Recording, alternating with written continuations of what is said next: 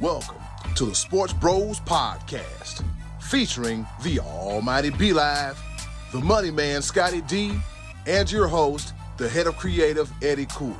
The Sports Bros Podcast, by the fan, for the fan, talking sports just the way you like it. And without any further ado, let's give it up for the Sports Bros.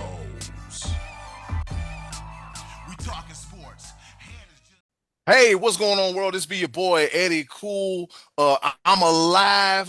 That Stanley Cup celebration really didn't take me out the game too much. I mean, I'm in Ohio, but I felt like I was down there in Raleigh at the Lenovo Center, cutting up and celebrating. You're tuned into your favorite sports podcast, none other than the Sports Bros Podcast. I'm your host with the most, the HOC, Eddie Cool, and I'm just happy, man. Finally, I got a chance to witness one of my teams, professional teams, win something. Wait, it seems like forever, and I'm like, I don't want to be like, well, my team never wins nothing. Yeah, I'm talking about the Carolina Hurricanes. Won the World Series 2 years ago. 5 years ago. Been a while. Okay, yeah. But I'm talking about this one, Scotty D. This one 5 years. This one is 2021. Yeah. Okay. Yep. That's recent. I was like, the Braves, but the Hurricanes, they've been so close for so many years, and then finally to win one is like perfect. But enough of my incoherent rambling and babbling about the Carolina Hurricanes. I have two of the best hosts in the world coming to you live from Fayetteville, North Carolina. El Capitan running this ship, making sure it don't fall off in the water. He is the almighty B-Live. What's happening? What's going on in the world today? We'll just go ahead and let you know something real quick. As Eddie Cool alluded to beforehand, he was all the way in Cleveland. Me, myself, however, I reside in Fayetteville, North Carolina, which is 1 hour away from Raleigh. And if you have not been tracking our Facebook, the Sports Bros Podcast Facebook, I was in Raleigh. He was there. Game 6. We want the chip. We want it, Stanley Cup. We want the cup. We want it. And I was there. I'm not going to talk all about it right now because we got to get into the show. Got to introduce the other guy. He's a Pittsburgh Penguins fan. So he's been doing a lot of hating. It is what it is. But he's joining us on the road. So let's go ahead and introduce the other guy, Eddie Cool, if you don't mind. And coming to you live in his automobile somewhere along a very bumpy ass Highway 17 in Horry County, South Carolina. He is the one. He is the pride of Washington, Pennsylvania, ladies and gentlemen. Right there by a Circle K gas station. Yes, my eyes still work. He is the one, the only, the money man, Scotty D. On the road again. Literally. Just can't wait to get on the road again. Literally. I am on Seaboard Street in Myrtle Beach, in the heart of Myrtle Beach. Oh, I know what that is. Yeah, there's some place for gentlemen to hang out down here. I just passed a couple of places for gentlemen to hang out. And I don't know anything about that, but yeah, I've been on the road the last couple of days. I was in Florida for a couple of days. Before that, I was in Myrtle Beach. Now I'm back in Myrtle Beach and headed to Pennsylvania. Back on Friday, I'll be heading back to Pennsylvania, or Thursday rather. So yeah, putting a lot of miles in, doing a little bit of summer vacationing, visiting some old friends, and along the way, I managed to watch a couple basketball games, a little hockey, a little cage fighting, and yeah. So congratulations to you guys for your team winning your little club won the little trophy thing there, and the club. Your little hockey club won the trophy thing. Scotty D. The University of South Carolina has a hockey club, right? That's a hockey club. That's yeah. A club. But I guess the Canes are an official NHL team, right? Yep. You know what? Ain't that what they always call hockey teams? Hockey clubs. Historically, club okay, there we go. I was like, is he taking a shot? Is he being serious? I'm like, no, they've always called them hockey clubs. So no, I'm being sincere. I'm very happy for you guys. We very sincere. We greatly appreciate it. All right, enough of us lollygagging and gallylagging. Let's go ahead and hop right into the top of the order. All right, let's get this thing started. Here it is, the top of the order. Well, our first topic we're going to talk about is the Carolina Hurricanes defeating the Las Vegas Golden Knights 3-0 in Game 6 to notch their second Stanley Cup in the last 20 years and overall in team history. 6 games against a very, very, very game Las Vegas Golden Knights. Be Live, let's talk about the epic performance of the bus, as they're calling him in Raleighwood, Brandon Bussey. Brandon Bussey just came in, and as they say, he was standing on his head. Let me preface this because one would take away from that Stanley Cup performance. Everybody's talking about our rookie sensation, Brandon Bussey, and he did a phenomenal job. But to only be talking about Brandon Bussey is a disservice because Freddie Anderson came in and he was 13-1 in the playoffs. He did 2 sweeps, mind you, and then a 5-game series, and then he it was a 13-2, and put that let me put that back in perspective. 13-2, 13 wins, phenomenal performance, and then he got hit in the head. He got hit in the head, and clearly you saw that he was a little disoriented, and I don't think they ever announced it as a concussion, but he ended up not even dressing out. He wasn't on the roster for game 3 or game game 4. He got replaced in game 3, and then 4, 5, and 6 he wasn't even on the roster. So if it wasn't for Freddie Anderson, Carolina might not have been in this position. And Rod Brind'Amour made a decision to go with the veteran as opposed to the rookie in a high pressure situation, and it worked. And then Brandon Bussey came in and said, "You know what?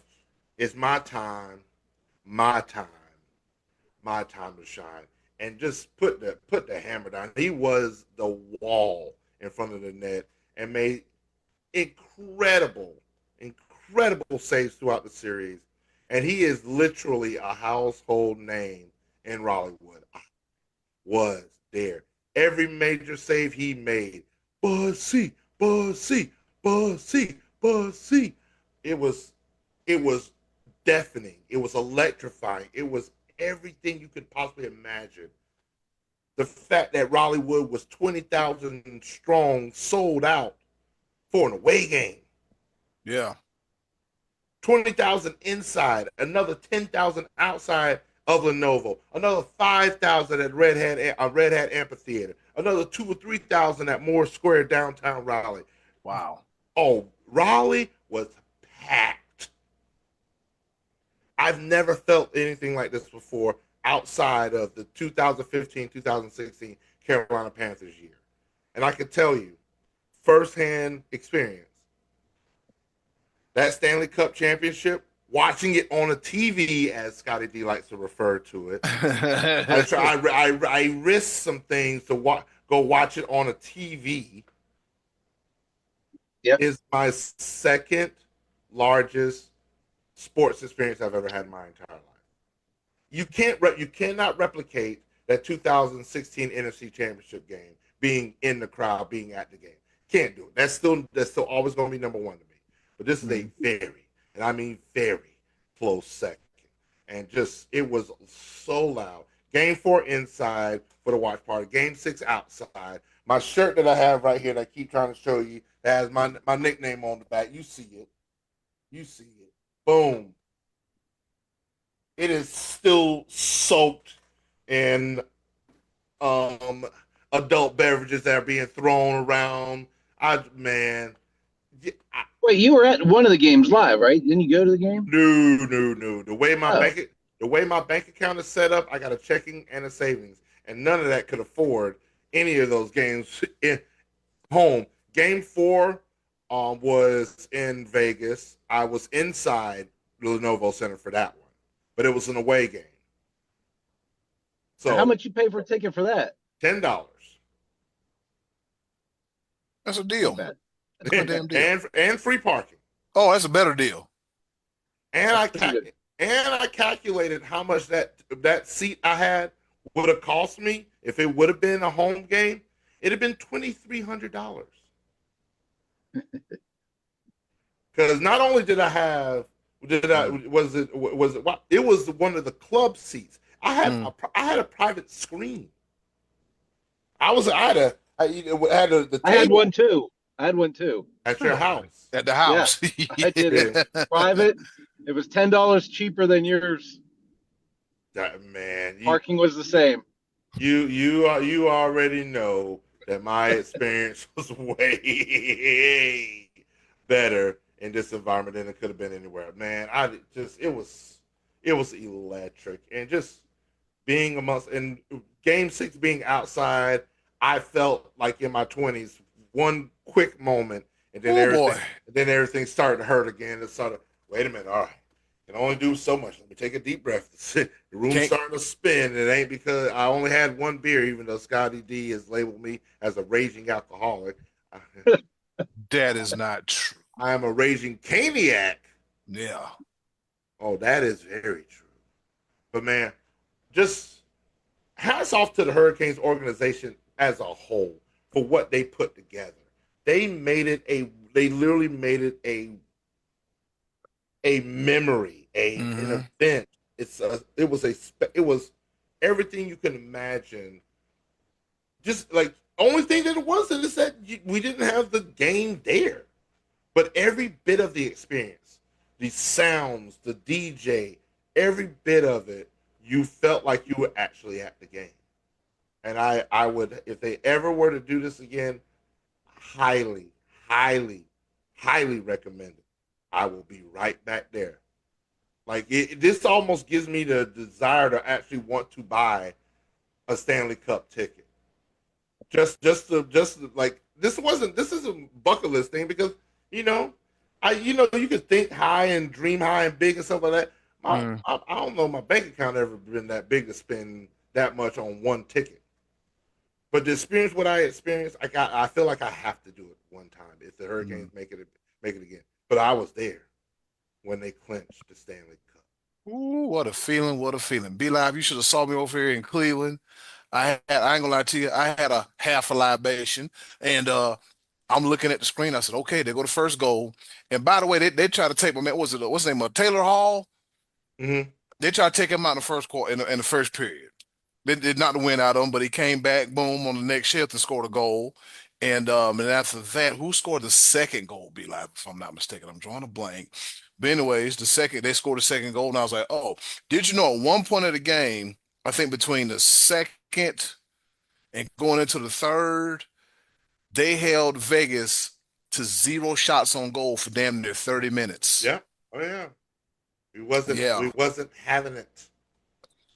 No, well, they were not having it, and I was like, yeah, and then PK Subban, he was like, look, he's like, Carolina wants to win it tonight. They're not trying to go back to Raleigh. They want to win it right here in Vegas tonight. Vegas needs to wake up. But how about that three-man crew of Steve Levy, PK Subban, and Mark Messier? I love that crew. I like that crew, man. And so I was so happy, man. And as soon as they pulled the goalie out, I got a little nervous. I'm like Scotty D. I got a little nervous, y'all. I got a little nervous. You got an extra attacker on the ice, and at that point in time, I think Vegas was out of gas, and they were hoping that something hit. It hit all right twice off the crossbar, but as soon as that thing said 5, 4, you look in the foreground and you see the guy celebrating 3, 2, 1. This whole desk got flipped over almost. I think I shed a tear too. I think Uh, I shed a tear because my Raleigh towels over there on the couch. yeah, But it man, it was such a beautiful thing to witness the Carolina Hurricanes win their second Stanley Cup in 20 years, and I think since moving to Raleigh, this is their third trip because they lost to Detroit, I think in 98 or 99, and then they played Edmonton in 05, 06, and then they beat Vegas this year as well too. So, Be Live, the Be Live, are you trying to go to the parade on the Oh yeah, yeah, 20th? oh yeah. That's Okay. happening. That's happening. I don't know how I'm gonna swing it, but I might just I might Friday morning. Hey, I ain't feeling good. Put Man, black and put Onyx and win. But now I ain't gonna do all that. Though. I'll watch it on TV because I think it's at 11 o'clock the celebration, right? The parade. correct, correct. Yeah, that's cool. That's cool. It's just one of those things where I want to see Lord Stanley's Cup in person, Yeah, and this is literally an hour and 15 minutes away. yeah. I got to see And it. shout out to Rod Brind'Amour. First of all, homie's still in good shape to be 55 years old. Good shape. Jack to the Jeez, gills. I'm Yeah. like, I was like, ooh, pause. Dang. I was over here like no wonder they called him Rod the Bod, and I'm over here Rod the Bod, huh? Okay, but yeah, Scotty, do you remember Rod Brind'Amour, don't you? I do. I certainly do. Yeah, good old Rod the Bod. Rod the Bod. I started watching hockey in the mid '90s, and Rod Brind'Amour is one of my favorite players.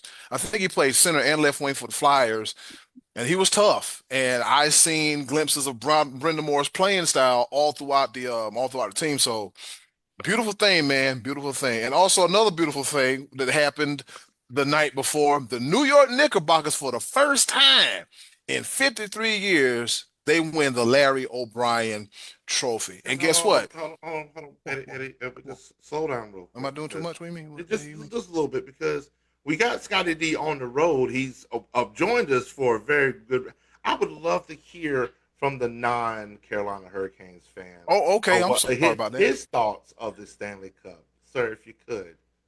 Just pretty much you already have them. All right. With that being said, Good for you. Good for you. yep. Matter of fact, we had one of your I thought they were the guys. best team in the East all year, and they should have won it. I thought Colorado was the best team out west. Doesn't always go that way, but yeah, I mean, hey, good for you, buddy. Yeah. And then Good for you guys. Jordan Staal, he used to be a former Penguin, right? He was a Penguin. I think Yep. He won was his it first. Yeah, I want to say 2009. 2009. Yeah, Yeah. because they mentioned Jordan Staal has the longest streak between Stanley Cup victories. Yep. Yeah. 2009 to 2026. He's also the oldest player to win this Conn Smythe Trophy. Yeah.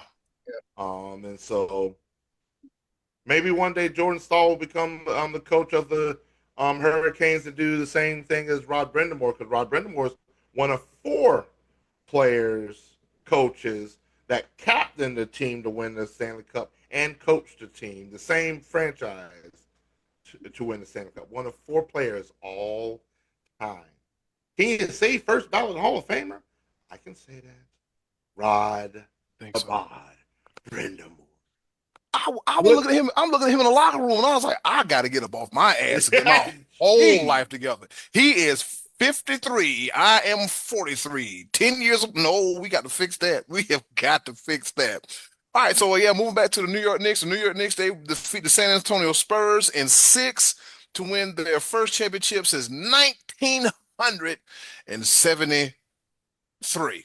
Yeah, 1973. Jalen Brunson, 75. No, Knicks in 5. Oh, Knicks in 5. I'm sorry. Knicks in 5. Yeah, so we got that one all the way wrong, didn't we, fellas? We said Oklahoma was city. It was Oklahoma, and whoever the sacrificial lamb was from the Eastern Conference, and they just blew all that the hell up. Yeah, they peaked at the right time. They got hot in the last couple months and just started playing well. And Jalen Brunson's a certified G and a bona fide stud, or whatever that old saying was. And you can't teach that. Yep. Man, I mean that's a guy. When to me, when you talk about him, what his best skill is, I just think is that he's a winner. Just bottom line, just a winner. Just knows how to win. Gets it done. Mm-hmm. You know, he leads with heart. He's a strong. He's a smart player. I mean, in that last game, how many times in the fourth quarter? Maybe 3 times did he get the defense to bite on a pump and shooting three free throws? 3 different times he had that happen. where he went to the line for three. I think he made eight out of 9. Yeah. I mean, this team, and we were texting early in the first game. I texted you guys and I said, to me, it looks like the Knicks look like a team that believes they're supposed to win. Antonio didn't look like that. And I felt like that kind of carried all the way through the series. Even the game when they were up 29 points, Wemby's pointing at his head, his temple, telling the Knicks, I'm in your head. I'm in your head. Well, he was wrong because they came all the way back from a 29-point second half deficit. They pulled the Falcons. They pulled the damn Falcons. I don't know if y'all seen this thing on social media, Yeah, but they had this thing of the Atlanta Falcons in the logo with the color of the San Antonio Spurs logo, and on the Falcons' foot he had a spur on his foot, and I was like, Yeah. we gonna never forget yeah. 328, but we gonna forget yeah, blowing a 29-point lead. And Yep. if you look at this series in totality, every time San Antonio got up, New York came back. Every It time was they every got up, game. it Every was game. it was every damn Every game. It was like, game. was it 30, 12? I forgot how it was. It was like by 30, by 12, by 29. And it was just like, I knew when OG Anunoby hit that tip in at Madison Square Garden, I said, this is over with. It's over with. Deflate the balloon, crash to Hindenburg. It's all over. It's done. It's But That over. was the perfect play. He could run that tip a dozen times and maybe not tip it in like that with the perfect backspin, because it Mhm. wasn't right under the rim. It was, he was charging and had to time it perfectly. Yep. That was fate. Because if San Antonio wins that game, I'm not so sure that the Knicks continue on in that fashion. It would have been a completely different yeah, series of going back if we two got even at two. two Yeah. two. Mhm. Yeah. Yeah, So that was a was a break. Yeah, that was a backbreaker. backbreaker. Yeah. Let me, and there's a couple points that I want to make. Now, if I were to tell you that one team led in that series 72% of the time, wouldn't you say that that team was winning or would have won the series? Mm. You would think they wouldn't have lost 4 out of 5. 72% of the time, the Spurs had the lead and lost four out of Yeah. five games. Mm. And then another key point, and Scotty D, you made this point. I want to give you credit for this point because you mentioned that the Spurs were a year early, and it showed. I It mentioned that showed. what? I'm sorry. What was I that? lost a second. You said Oh, they were a year early. Oh, a year early. Yeah. it It felt like that. showed. Yeah, and because your veteran leadership ended up being the biggest liability in De'Aaron Fox. He's Yeah. supposed to be the veteran on that team. They are paying him supermax money to be Oh the boy, veteran leader, he got a and he made contract. so many mental errors. It was unbelievable how many Yeah. errors he made. And so, like, he should be the guy that should be calmed down Wembanyama. Like, hey, come on, we got this, da da da, blah blah blah. He should have been that guy, and it just did not happen. And so it was another thing that when OG Anunoby made that tip in, a key thing that we that did not get mentioned that much was that was another instance where Jalen Brunson demanded so much presence that when he shot that shot, he was being double Yeah. teamed. And Yeah. the person that was double teaming him was on OG Anunoby, and that allowed OG Anunoby to go to the goal unfazed. Like there was nobody to box him out because the guy was so focused on Jalen Brunson. That those little nuances of the sport makes or breaks games. Mm-hmm. Okay. So you know what? But more than veteran leadership from De'Aaron Fox, you need a coach that's smart enough to say, timeout, quit shooting threes. We have a guy who's 7'9". Let's take a little clock off, lob it into him, and let him shoot it. You don't need 3-pointers when you're up 29 points. You just need the clock to be your friend and have the big guy tip it in there for you. They Well, completely did not utilize Wemby in a way a guy that's that big should be mhm. used. He's out on the top of the key half the time. Come on, man. Well, That guy's too big. that's part of this newfangled offense that the NBA runs. If you notice that 29 of the 30 teams, I don't know, I'm just throwing that out there, they Mm. all stand around the 3-point line and they'll do cut, pick up top, both sides, Cut. Open back man. outside, open man, go back, pass it out, pass, try to get an open three. They are not going to the hole. And I think Yeah. that coaching is teaching these big guys to not clog up the inside to open up the cut lanes. That's what I Well, see. then you need an old fangled offense because the Yeah. new fangled one ain't doing it. Run the triangle Right. offense. But that's It's not. It's really not that hard. it I mean, isn't. you throw the ball higher than everybody else on the court, and the tallest guy will get it, and he can shoot. Wemby doesn't even have to shoot from the low block. If he gets it in the paint, he can shoot. I mean, he's shooting three. I know he can shoot, but that's inexcusable for the rest of the team to be gunning in that run in the third quarter. I think they shot 8 straight threes and made none of them. Well, then call timeout after 2 or 3 and say, listen, we don't need those. We just need a couple buckets here and there and to take the clock off. And we just happen to have a guy who's 7'6". Let's get him the ball. Come Hey, on. hey, you know what? They like the Scotty D philosophy of shooting threes. Having a bad Keep shooting night, jacking Scotty up. D. Hey, Scotty, if you have a bad shooting night at three, what do you do? Just keep jacking it up. Just He keep won't put putting it it up up. there. Something will fall. Shoot the Shoot it three. again. Shoot it. Yeah, But it yeah. was coming so easily to them in the first half of that game, where everything was going down, that they got so comfortable. They're like, we'll just keep doing it. We'll hit them, and they didn't. They went cold. Yeah, that's yeah. And that's that right there, you made a very valid point. That does come down to coaching. That Mm. comes down to coaching, like, and the old school mentality that was it Mike Brown and the Knicks had. You saw it Yeah, come through. yeah. Like one thing they said, we gonna bully them a little bit. You're not gonna be able to finesse your way through this series. Let's start Mm. there. And yes, they were hitting everything this side of the Mississippi in that game that they were up by 29. They could not miss Mm. until they did, and then they missed in bunches. And Yep. and it's one of those things. This is I'm gonna look directly in the camera, and hopefully with Victor Wembanyama will see this. Keep your head up, young man. You are a bona fide superstar. Keep the negative noise out of your head. They're gonna be talking about when you didn't shake hands and you didn't do this and you didn't talk to the press and all this. Oh, Stuff. he They're should have gonna, shook hands. well, of course. The thing about Yeah. this is that is the thing. There's gonna be a learning opportunity for you. But I want to say this directly to you. During this off season, get in the paint. In the gym. I'm gonna need another 25 to 30 pounds on you, and you will literally be unstoppable. I need you to get comfortable in the paint. Well, he's 22 years old, right? Right. Mm.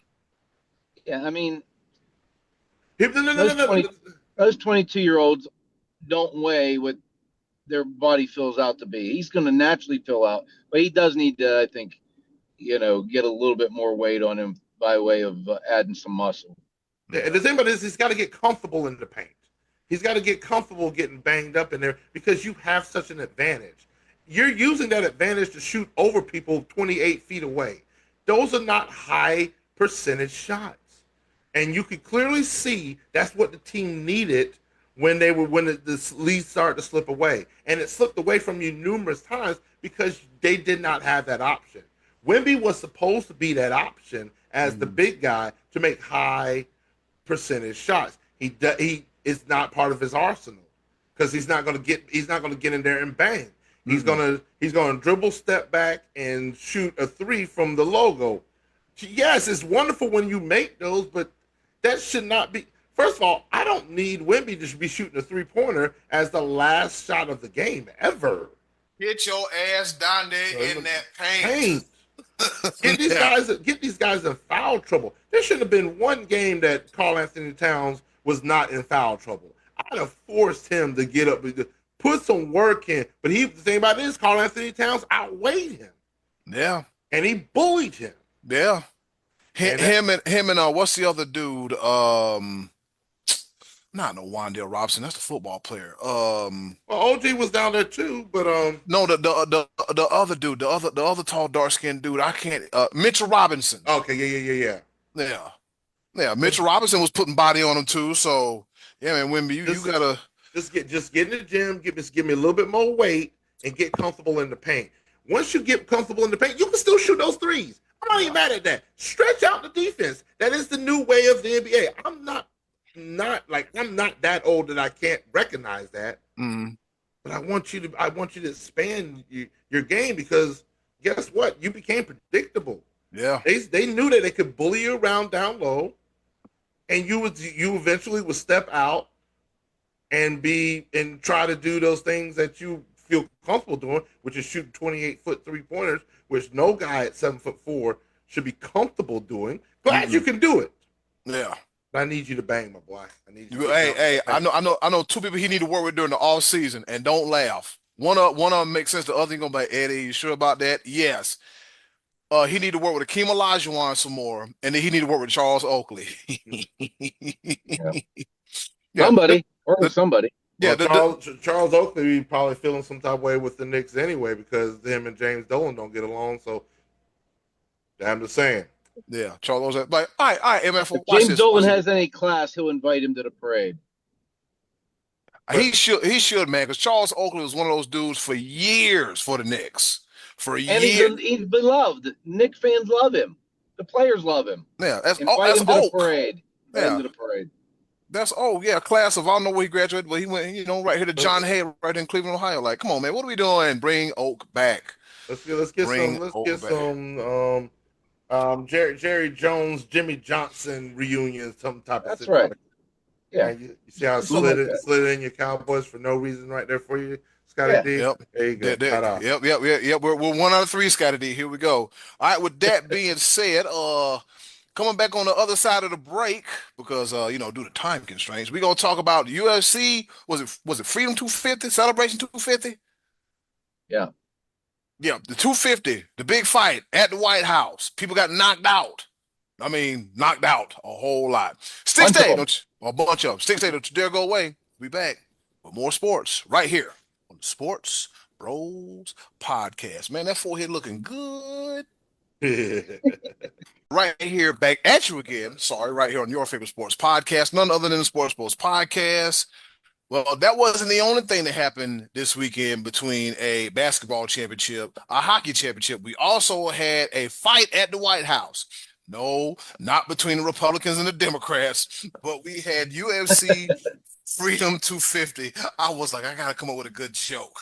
Not between them, but we have Freedom 250 coming to you live from the White House. From my understanding, I didn't watch it because I was locked in on the cup. I ain't gonna lie to you. I was watching it locked in on the Stanley Cup final.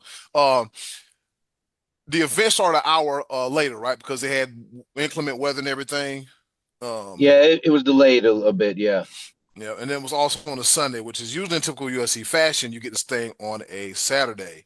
And Scotty D, we had a packed card. Tell us all about it, sir. Well, it was fantastic because they all ended up with finishes. That's never happened on a UFC main card before, where every single fight had a knockout or TKO. And I love mixed martial arts, but I don't like when it goes straight into wrestling and the wrestlers just lay on another dude. I want to see some hands getting thrown, and there were some hands thrown on this card. It really lived up to the bill. Actually, to me, it exceeded it because I thought there were when the card was first announced, I was a little underwhelmed. I don't know what I was expecting. I was expecting some bigger names. I guess I don't know what I was expecting, but man, it exceeded expectations. And Justin Gaethje, just to finish the night off, huge underdog to Ilya Topuria, and just went out and just cleaned his clock to the point that his corner didn't let him come out for the 5th round. He just went out and just busted up a guy who everyone was pretty sure was going to win this fight. And Sugar Show, Sean O'Malley goes out and gets a victory. by way of knockout. He's a pretty popular fighter. Mm. Bo Nickel, a lot of popular fighters won that card. But I tell you, the the setup was phenomenal. Each fighter came, their walkout to the cage came from like different angles, and they all kind of had like a unique way of coming out to the cage. And they had live music and walkout music, and different people. I think it was a Marine Corps band or something was playing, and different singers. And it was so well done. It was Mm. really, really well done.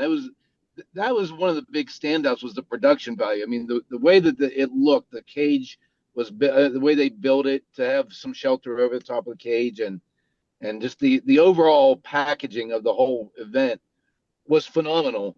But I kind of feel like the musicians stole the show in a sense. A lot of people were talking about how good these singers were. They had different singers doing different walkouts, and the band playing it live really added a lot to it as an event that was meant to not just be a Trump birthday present, but to celebrate 250 years of America. And it did seem like there was some like patriotic undertones there. It was really nice. I thought it went pretty well and didn't really get overly politicized. If you just look past the spectacle of it being at the White House, it was just a good event. It was really nice.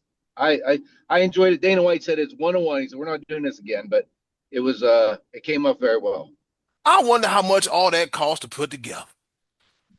I think didn't Dana White say he spent like hundreds of millions on it? I mean, the, Ooh, he was not expecting to make money on it. He said Yeah. this one would cost him money yeah. because I guess he had to build the cage and pay for a lot of things that don't ordinarily go in to an arena that's already set up and ready for action. But Mm. But I yeah, mean, there's residual effect from this. This is something that could definitely propel UFC to a different level. And the things I hear the most part about, and I'm out, Sky D, I'll ask you this because I also did not have the opportunity to watch it. Again, watching my Canes. I'm sorry. Locked direct in on conflict that with a cup. Stan. Yeah, it was direct conflict with the Stanley Cup. Yeah, Yeah, Uh, no doubt. and it was So on Paramount Plus too. well, I mean, yeah. I have Paramount Plus. Oh, okay. I'm a big advocate for the fact that UFC moved to Paramount Plus as opposed to ESPN Unlimited. I'm still mad at WWE for that. Get it together. But did you get the sense in the field when it came to the fighters that they knew that this there was more on the line? Did you feel that like it was an additional incentive just because of the stage, because of the atmosphere? It probably that they sensed it was something special. I would think, and probably more particularly so in the days leading up to it. But like when Justin Gaethje, for instance, said when he walked out, it was all business. He wasn't thinking about the spectacle. He was just thinking about going out there and winning a fight. And I think that's probably like when I was watching on TV, I'm just watching fights. I didn't feel like I'm watching an outdoor fight or Mm. anything. Once it got into the cage, it just seemed like a UFC business as usual. These guys going in there and trying to get the victories. But I would expect that they sensed something special, that it was a unique once in a lifetime thing. So they probably, I would say, had the sense that they wanted to perform well for this, and half of them did. The other half got knocked out. Yeah, right. Yeah. Somebody said there has to be a loser. There's gonna be a winner. Yeah, There's gonna be a loser. So I mean, that's one thing that I've heard heard a lot of good about the quality of the matches, and you mentioned the production value and everything. And that's one thing I want to take the opportunity to emphasize upon because we've we as and like I said, this is something that we don't normally do when it comes to our podcast, and we're going to keep it that way. But one thing I want people to focus on more than anything, it's just the value of sport. Mm. Let's just focus on sport. Let sport be sport. This it the thanks. I'm glad that we're able to celebrate our country and everything like that. But as Sky D as you mentioned many a times, the sport UFC, Mm. the great fighting. The guys stood up, stood out, and did their thing. That's what we want to focus on when it comes to the sports yeah. podcast. We focus on sport. all the other outside stuff, we're not. It ain't even there for it. And No. I can gladly set aside differences or whatever to make sure I emphasize the quality of the sport and be glad that it was a well put together event. So Yeah, hey, it was. It was nice. Yeah. all right, now We're here for for the sports. the WWE, move back to Paramount or something. The ESPN Unlimited, I don't like it. I ain't gonna do it. I just don't understand that package. Like, okay, like I still have cable, and I'm kind of glad because if you had DirecTV, you caught hell trying to watch the NBA and the Stanley Cup Finals. But I guarantee you, in typical, big merger fashion or big corporation fashion, all this will be cleared out by football season. I just don't understand. I would love to be a fly on the wall for those negotiations. I really would. All I know is How this: much more money do you want? I'm just incredibly thankful. I'm incredibly thankful that the World Cup is on Peacock. It's Amen to that. it is Amen. I Here we will go. Here we go. gladly listen to Spanish commentary for every single World Cup match. I have no problem watching Telemundo over as opposed to paying $30 a month for Fox One. Ain't happening. I'm not trying to do it. Thank you, Peacock. Thank you, Telemundo. Because Spanish commentary on Thank you soccer. for all these broadcasts. I can't peel myself away from the TV and catch my breath when one game ends and the next begins. It's been overwhelmingly enjoyable. The beautiful game. The beautiful game. Gotta do. You need to quit. I'm not gonna do this with them. I'm not. I am not. I I'm said not all gonna. nice things. I said all nice things. I just realized. You Go said ahead. nice things, but you didn't. I want you to I mean it for once. I just I mean it. okay. It was it's it's really a splendid event.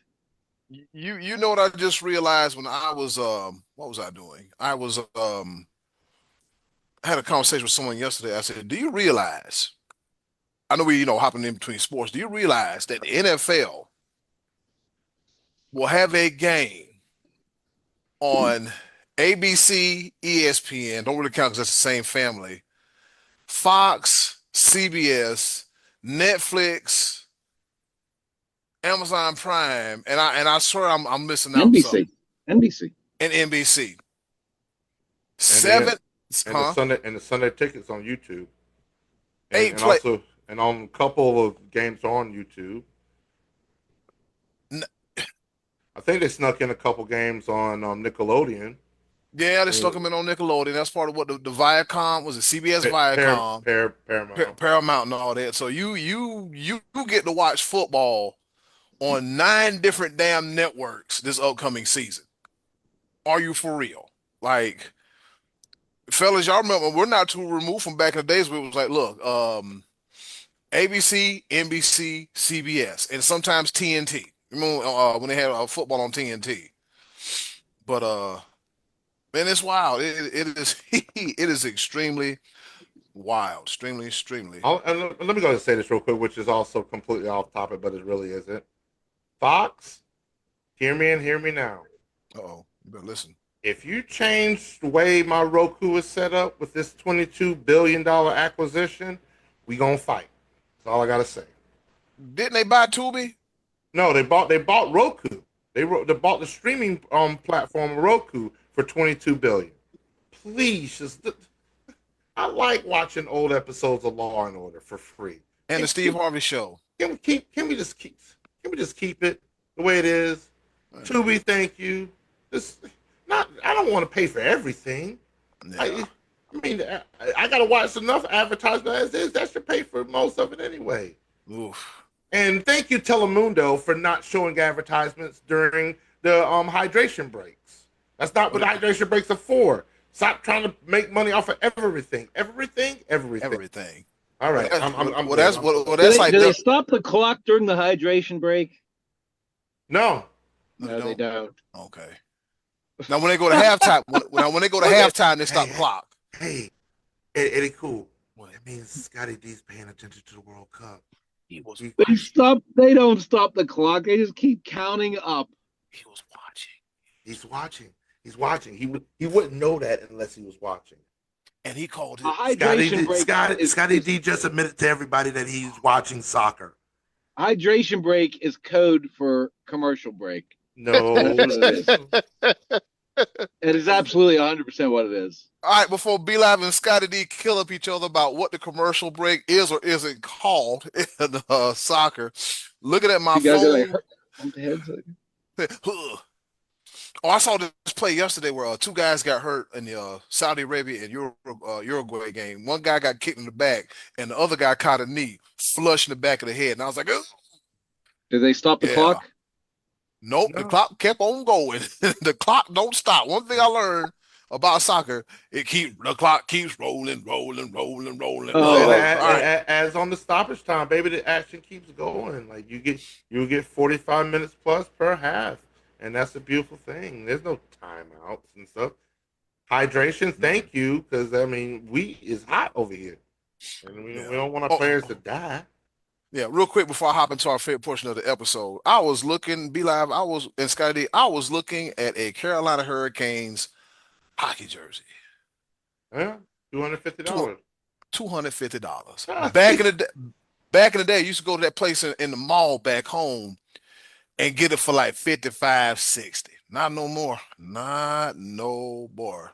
All right, with that being said, it's time once again for our favorite portion of the show, the choices of the voices. And with that being said, hey, yo, button, hit it. Choice of the voices coming at you on the other side of this here Sports Rose podcast.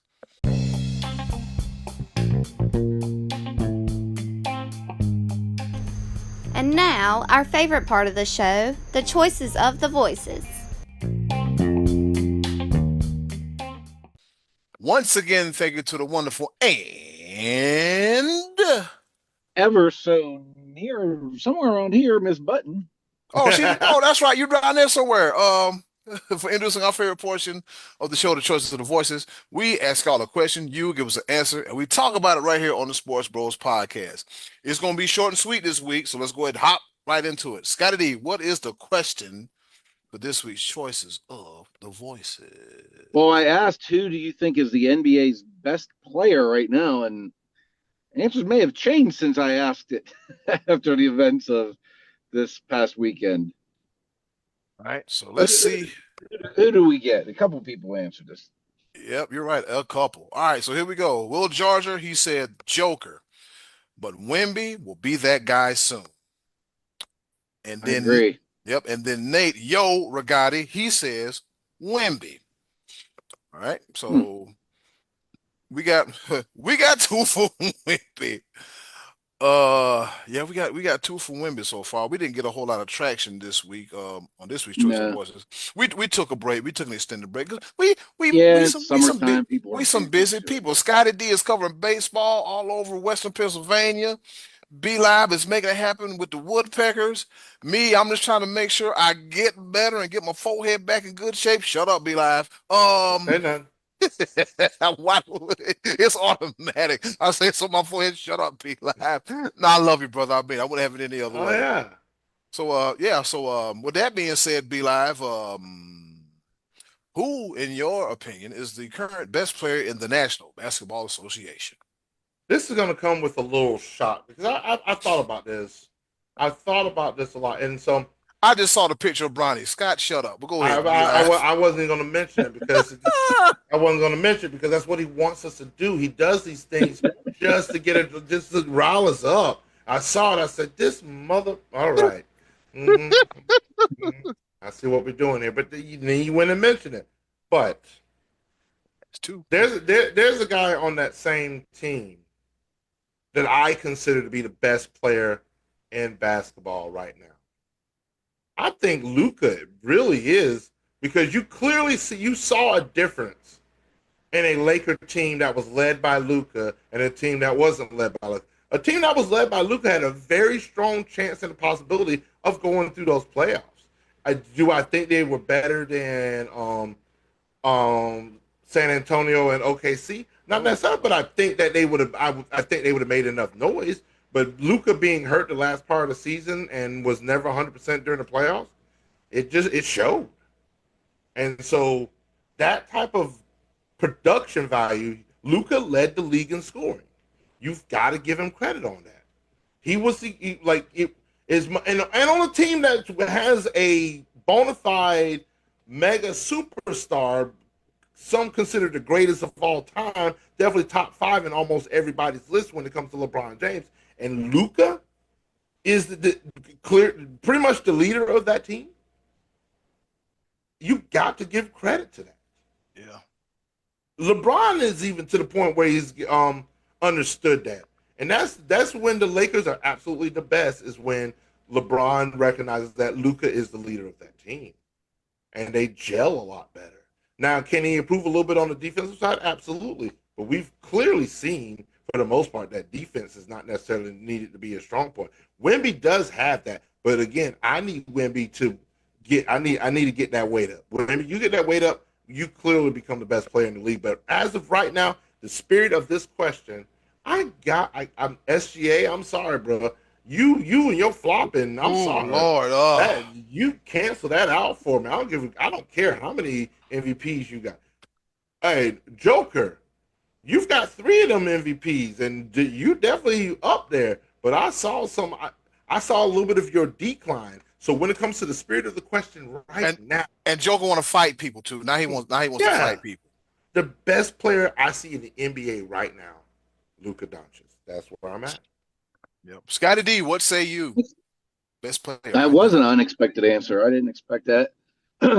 As much as I like Luca and the Lakers, I think the defense is a detractor for him, and the fact that I think sometimes he eats up shot clock and takes shots instead of letting the ball move around the offense a little bit. But there's no denying his skill level is at the top of the league. And in the heat of the moment, it's hard to not say Brunson because the dude just scored 45 in the championship clinching game. I mean, you Yeah. got to elevate him. He's got to be up there. I still think SGA is my answer in the grand scheme of things, flop or no flop. I just think he's too good. He's too athletic. He can shoot. And it wouldn't shock me if they were right back there again next year, if they knocked off San Antonio. I think these two have a Western Conference rivalry beginning to brew here between those two teams. And I do think the Spurs will be back. I do think Wemby will win not one but multiple championships. But I think SGA and his boys could still get it done next year, and it's because he's the best player in the NBA. You got Eddie Cool? I'm gonna have to roll with SGA, but he's got to do something about the damn flopping. That flopping it's kind of like, let me see. I compare flopping to a bad habit like, I don't know, smoking cigarettes. I used to be a former cigarette smoker. Eventually, you don't like the way the smoke smells. Your woman ain't gonna kiss you in the mouth. And everybody gonna call you Newport or Marlboro or some kind of funny name to indicate that you smell like cigarettes. So he got to get rid of that bad habit of flopping, man. Like I understand trying to draw contact, trying to draw a foul. I mean, he's athletic, he's good, he can shoot the ball. He's not too flashy.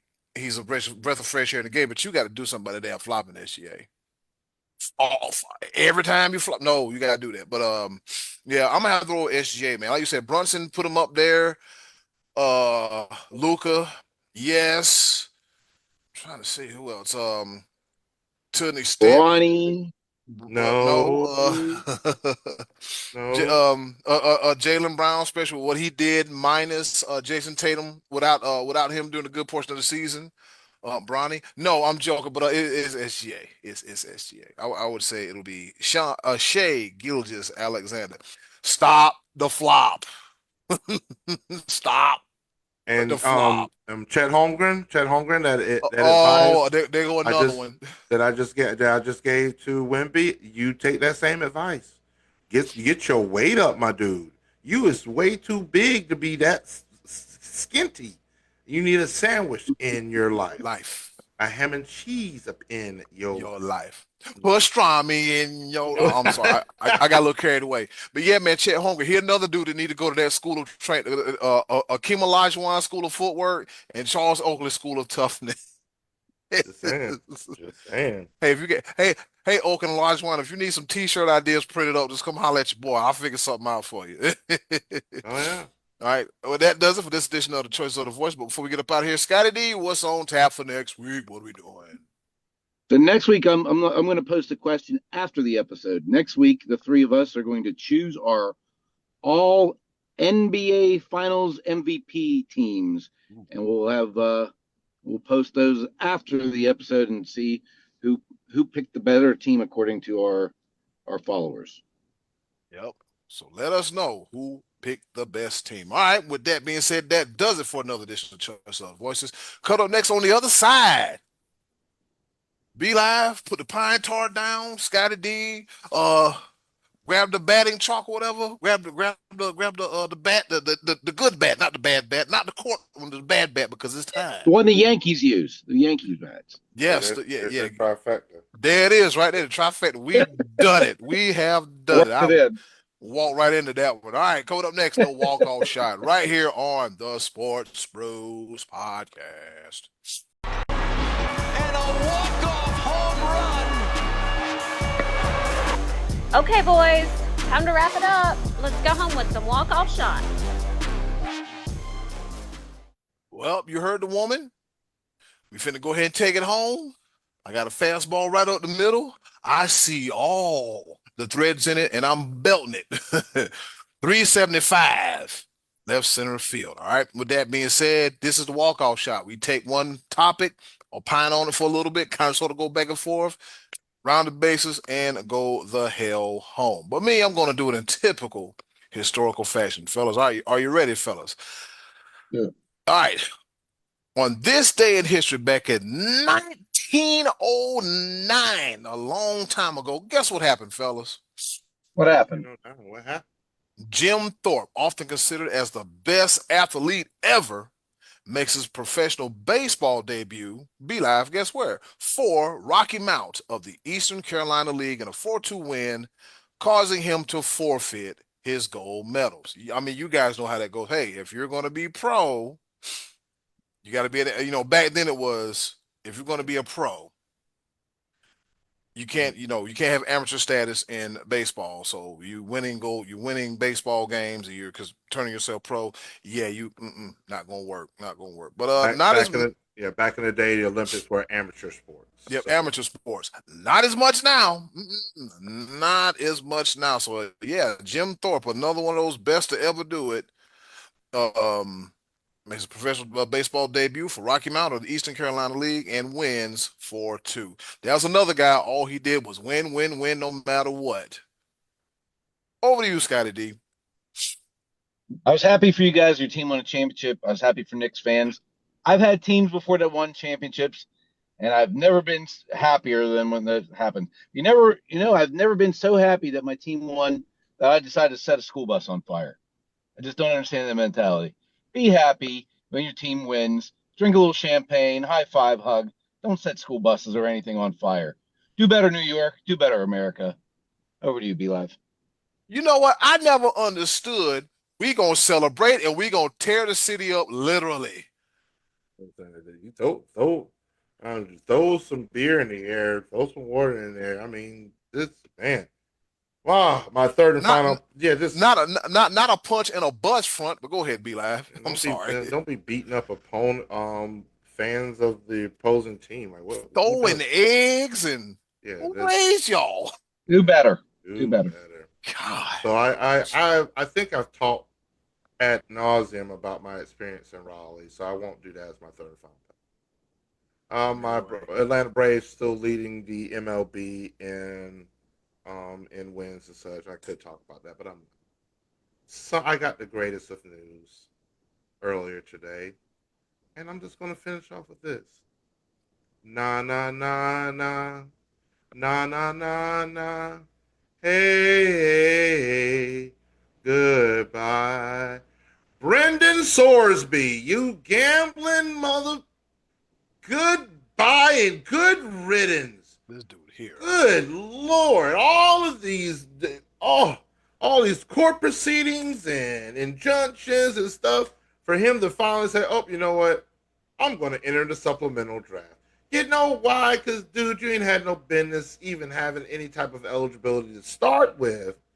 And then all the gambling that you did, you should be banned from the sport altogether. We're setting a very, very dangerous precedent when it comes to collegiate athletics. This won't be the last time. because gambling is so prevalent in society now. And the status of the NCAA is so weak right now with so many court and judge and injunctions, stuff like that. Get NCAA, please get your life together like it depends on it, because we need collegiate sports and we're losing the battle. Man. I'm so glad that Texas Tech and Brendan Sorsby are no longer a thing. He's going to enter the supplemental draft, and some team is actually going to get. He's not a bad quarterback. I'm not going to take away from his skill, but man, the mess that he caused, he just. Hopefully, his mental is better. But I still can't believe a judge actually looked us in the eye, the general public, and in a court said that he has a mental sickness of gambling. So we're going to allow him to play sports because it's a mental issue. That's not what mental health is about at all. There should be consequences to your actions, and labeling anything mental health actually denigrates what mental health actually is. NCAA, handle your stuff better. Have rules in place that are ironclad, as opposed to just throwing all this stuff out that could be misinterpreted by any lawyer, Tom, Dick, John, or Harry, and any judge can just step in and be like, oh, you know what? I don't believe in that because I'm a Texas Tech alum. And I'm like, yeah, he should be able to play because I said so. It's a dangerous precedent. It's got to get fixed. The court system needs to get fixed. Period. Point blank. And that's me knocking it out of the ballpark. And I'm out. Yeah, you got to fix that, man, because, we're going to do this in a Texas court. Somebody might be a Texas Tech. It's just a recipe for disaster. Let's see if the Red Raiders make the playoffs this year. And if you don't, we know why. With that being said, it's been another episode of Your Favorite Sports Podcast, Sports Bros Podcast. We want to thank you for rating, reviewing, subscribing, sharing, watching, checking us out on Facebook Live, on YouTube, and on Twitch as well, too. B Live, you got anything to say before we get the hell up out of here? Sound the siren. Scotty D, you got anything to say before you get up out of here? Yes. Don't skip any World Cup action. Make sure you're in front of your TV, set your DVR. World Cup, it's here. You heard the man. And in closing, do something nice for yourself. If you can't do something nice for someone else, shut up, be live. Oh, I done messed up my whole stick. Hey, bye, y'all. Bye, y'all. Don't really appreciate it now more than ever. It's been another episode of Your Favorite Sports Podcast, none other than the Sports Bros Podcast. The beautiful game. We'll see you next week. Thanks. Poetry in motion. Go. Yes, sir. Go! Hey, it's Eddie Cool here from the Sports Bros Podcast. Thank you for listening, and as always, continue to follow us on all of our social media platforms. Just click the link in the description box and keep up with the Sports Bros Podcast. And once again, thanks for listening.